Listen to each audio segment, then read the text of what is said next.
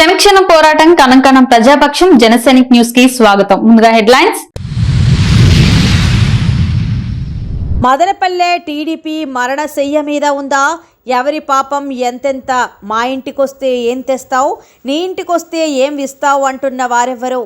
ఈ విషయాలు గట్టిగా అనరాదు, వేరొకరు వినరాదు అంటున్నది ఎవరు? ఆంధ్రప్రదేశ్ రాజకీయ పార్టీల పద్మవ్యూహం అమలు. ప్రజా వ్యతిరేకతను అభ్యర్థుల మార్పుతో అధిగమించాలని వైసీపీ, జనసేన, బీజేపీ పొత్తుతో 2014 రిపీట్ చేయాలని తెలుగుదేశం ఆరాటం.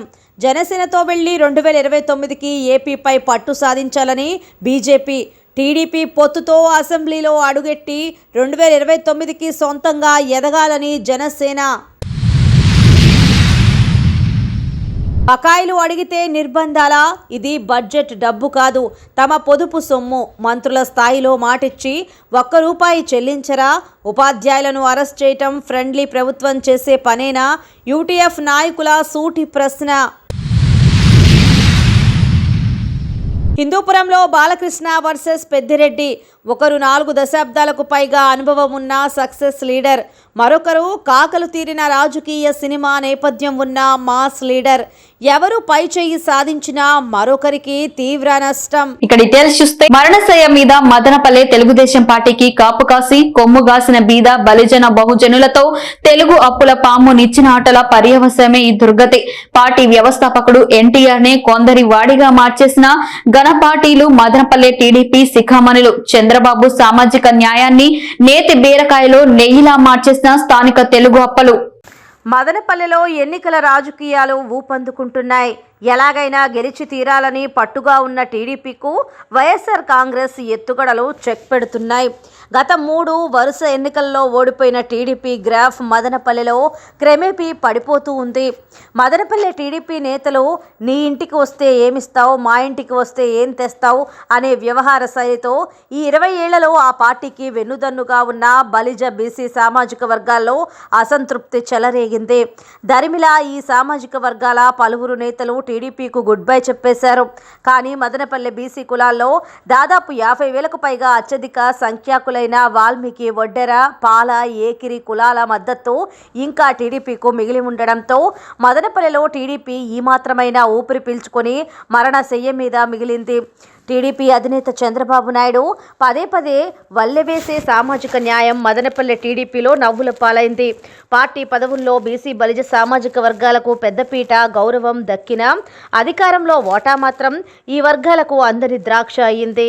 టీడీపీ కోసం జీవితాంతం చుట్టలో పొగాకులా కాలిపోయిన ఒక ముఖ్య నేత తన రాజకీయ జీవిత కాలంలో మదనపల్లె మార్కెట్ యార్డ్ చైర్మన్ కాలేక ఈ లోకాన్ని నిష్క్రమించారు. తను చాలించి బలిజనుడై అమరులైపోయారు.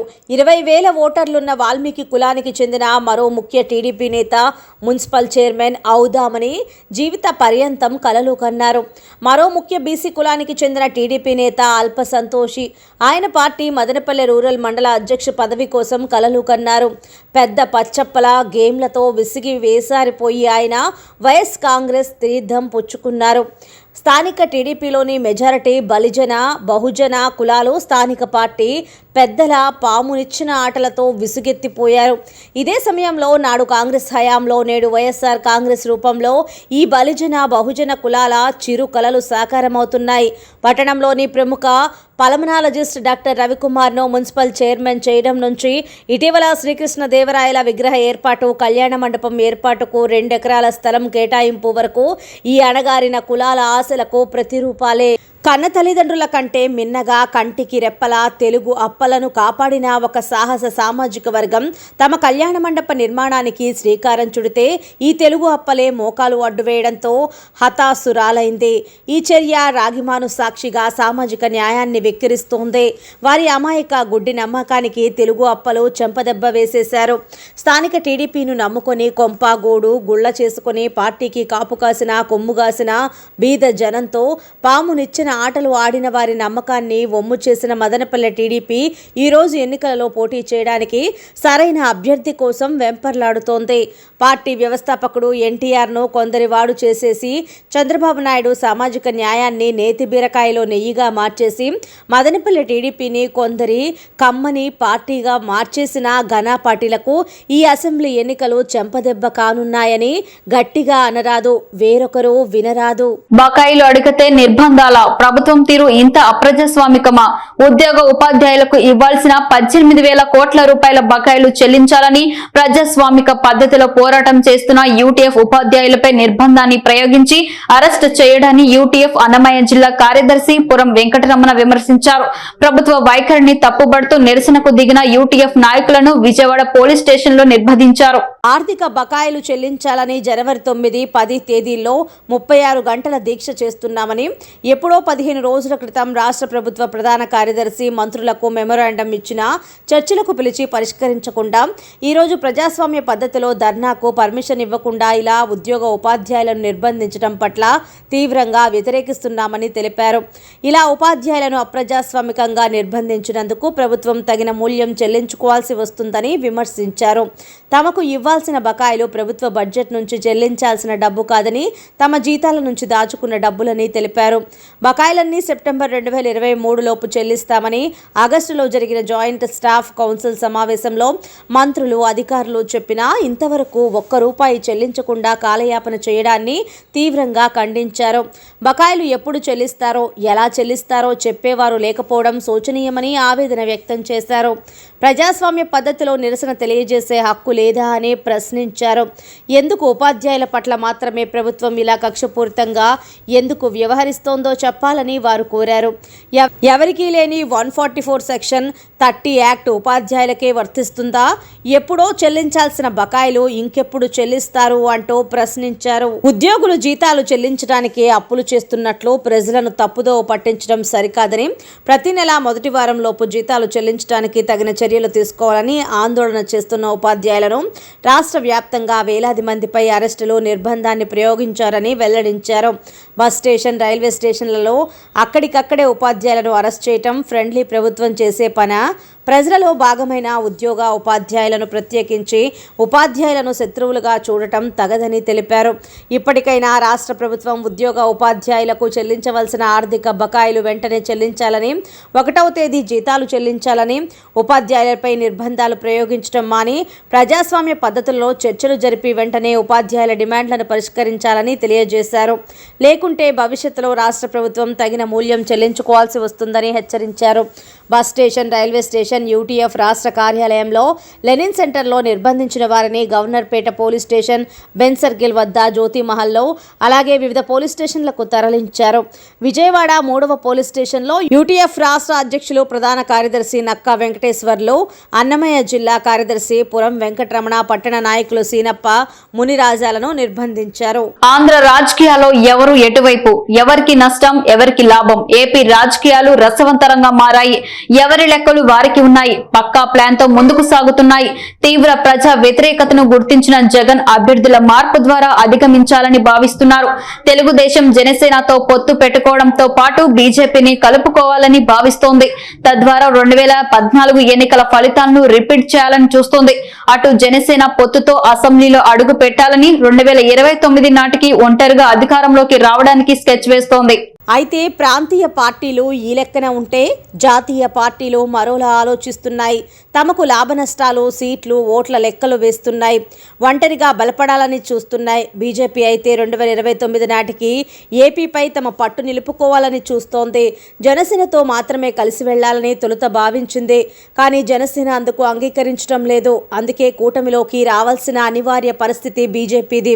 అందుకే వీలైనన్ని ఎక్కువ పార్లమెంటు స్థానాలను అడగాలని ఒక నిర్ణయానికి వచ్చింది. అటు కాంగ్రెస్ పార్టీ సైతం ఏపీలో ఉనికిని చాటుకునేందుకు ప్రయత్నాలు ప్రారంభించింది. రాజశేఖర్ రెడ్డి కుమార్తె షర్మిలను పార్టీలో చేర్చుకుంది. ఏపీ పగ్గాలను అప్పగించనుంది. వైసీపీలో అసంతృప్తులను పార్టీలో చేర్చుకొని ఒక ఊపు తేవాలని భావిస్తోంది. ఇప్పటికే కర్ణాటక, తెలంగాణలో గెలుపుతో ఊపు మీద ఉన్న పార్టీ అదే స్ఫూర్తిని ఏపీలో ప్రదర్శించాలని చూస్తోంది.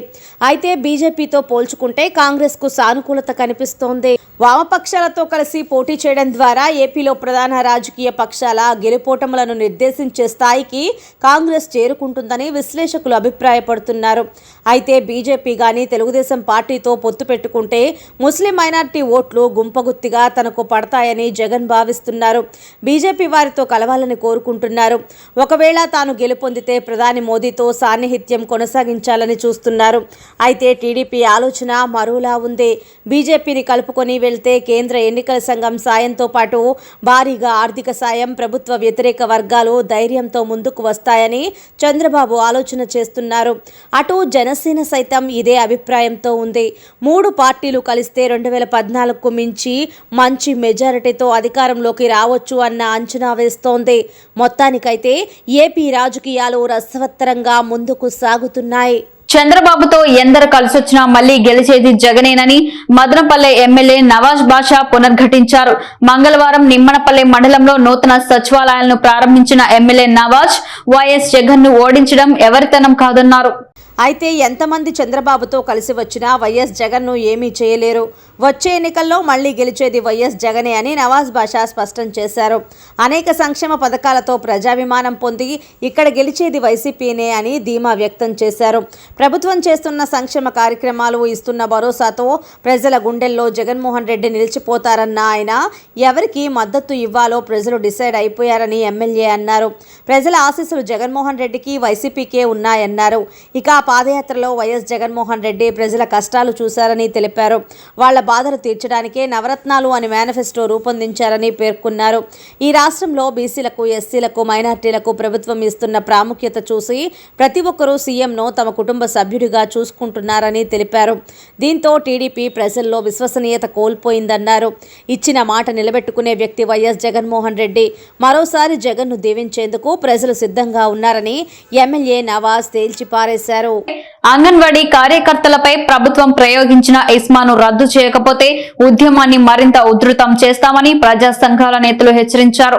రాష్ట్ర వైసీపీ ప్రభుత్వం అంగన్వాడీ కార్యకర్తలపై ప్రయోగించిన నిరంకుశ ఇస్మా చట్టాన్ని మున్సిపల్ కార్మికులపై నిర్బంధాన్ని నిలిపివేయాలని డిమాండ్ చేస్తూ మదనపల్లె పట్టణం బెంగళూరు బస్టాండ్లో కార్మిక, వ్యవసాయ కార్మిక, రైతు ప్రజా సంఘాల ఆధ్వర్యంలో మంగళవారం రాస్తారోకో నిర్వహించారు. ఎస్మా రద్దు చేయాలని, కనీస వేతనాలు అమలు చేయాలని, ముఖ్యమంత్రి కార్మికులకు ఇచ్చిన హామీలను అమలు చేయాలని పెద్ద ఎత్తున నినాదాలు చేశారు. రాస్తారోకో సందర్భంగా బెంగళూరు బస్టాండ్లో ట్రాఫిక్ స్తంభించింది. 1 టౌన్ సిఐ మహమ్మద్ అలీ తన సిబ్బందితో సంఘటనా స్థలానికి చేరుకొని ట్రాఫిక్ నియంత్రించేందుకు కృషి చేశారు. ఈ సందర్భంగా పోలీసులు, నాయకుల మధ్య వాగ్వివాదం జరిగింది. గంటకు పైగా జరిగిన రాస్తారోకో కార్యక్రమం సందర్భంగా వ్యవసాయ కార్మిక సంఘం రాష్ట్ర కార్యదర్శి పి శ్రీనివాసులు మాట్లాడుతూ వైఎస్ జగన్ ప్రభుత్వం అంగన్వాడీ కార్మికులపై ఎస్మాను ప్రయోగించి తన నిరంకుశ పాలనను నిరూపించుకుందన్నారు. తక్షణమే ప్రభుత్వం ఎస్మాను ఉపసంహరించుకోవాలని డిమాండ్ చేశారు. సమ్మె చేస్తున్న మున్సిపల్ కార్మికులను ప్రభుత్వం అరెస్టులు చేయించి పోలీస్ స్టేషన్లో నిర్బంధిస్తుందని, కార్మికుల ప్రజాతంత్ర హక్కులను హరిస్తుందని, నిరంకుశ చట్టాలు, నిర్బంధాలు ఆపకపోతే జగన్ ప్రభుత్వం తగిన మూల్యం చెల్లించుకోక తప్పదని హెచ్చరించారు. ఇప్పటికైనా ప్రభుత్వం నిర్బంధ పద్ధతులను విడనాడి అంగన్వాడీ, మున్సిపల్, సర్వశిక్ష అభియాన్ కార్మికుల న్యాయమైన సమస్యలను తక్షణమే పరిష్కరించాలని డిమాండ్ చేశారు. ఈ కార్యక్రమంలో సిఐటియు నాయకులు ప్రభాకర్ రెడ్డి, నారాయణ, ఆశా కార్యకర్తల యూనియన్ నాయకులు సవిత, వివోఏ సంఘం నాయకులు సుమతి, విశ్వనాథ్, చేనేత కార్మిక సంఘం నాయకులు నాగేంద్ర ప్రసాద్, భవన నిర్మాణ కార్మికుల సంఘం నాయకులు Chinni Krishna, auto drivers union నాయకులు Reddy Prasad, Chand Basha, taxi drivers union నాయకులు అశోక్, వ్యవసాయ కార్మిక సంఘం నాయకులు వీరప్ప, ఎస్ఎఫ్ఐ నాయకులు పవన్, విద్యుత్ కాంట్రాక్టు కార్మికుల సంఘం నాయకులు రాజశేఖర, రైతు సంఘం నాయకులు చలపతి, అంగన్వాడీ యూనియన్ నాయకులు భాగ్యమ్మ, లక్ష్మీదేవి, అనసూయమ్మ తదితరులు పాల్గొన్నారు. ఓవైపు 4 దశాబ్దాలకు పైగా అనుభవం ఉన్న సక్సెస్ఫుల్ పొలిటీషియన్ రాష్ట్ర మంత్రి పెద్దిరెడ్డి రామచంద్రారెడ్డి, ఇంకోవైపు కాకలు తీరిన రాజకీయ సినీ నేపథ్యం ఉన్న నందమూరి బాలకృష్ణలు ఈసారి హోరాహోరీగా తలపడనున్నారు. అంటే అవుననే సమాధానం వస్తుందా? ఇద్దరు కూడా హిందూపురంపై ఫోకస్ పెట్టారు. వైనాట్ హిందూపురం టార్గెట్తో పెద్దిరెడ్డి ఆపరేషన్ మొదలు పెడితే మూడోసారి గెలిచి హ్యాట్రిక్ కొట్టాలన్న లక్ష్యంతో నియోజకవర్గంలో పర్యటిస్తున్నారు. హిందూపురం అనంతపురం జిల్లాలో పొలిటికల్ హాట్స్పాట్గా మారింది. నాడు అన్నయ్య నందమూరి తారక రామారావు నుంచి నేడు బాలయ్య దాకా ఓటమి అన్నదే లేకుండా విజయయాత్ర చేస్తున్న తెలుగుదేశం పార్టీని ఓడించి తీరాలని పెద్దిరెడ్డి కృతనిశ్చయంతో ఉన్నారు. పార్టీ ఆవిర్భావం నుంచి 4 దశాబ్దాలుగా టీడీపీకి కంచుకోటగా ఉన్న హిందూపురంలో బాలయ్య పోటీగా తెరపైకి దీపికారెడ్డిని తీసుకొచ్చింది వైసీపీ. 4 రోజుల నియోజకవర్గ పర్యటనతో బాలకృష్ణ అందరినీ కలుస్తూ నేనున్నాననే భరోసా ఇస్తున్నారు. క్షణక్షణం పోరాటం, కణంకణం ప్రజాపక్షం. జనసైనిక్ న్యూస్ ఇంతటితో సమాప్తం. తిరిగి రేపటి బులెటిన్ లో మళ్ళీ కలుసుకుందాం. అంతవరకు సెలవు. నమస్కారం.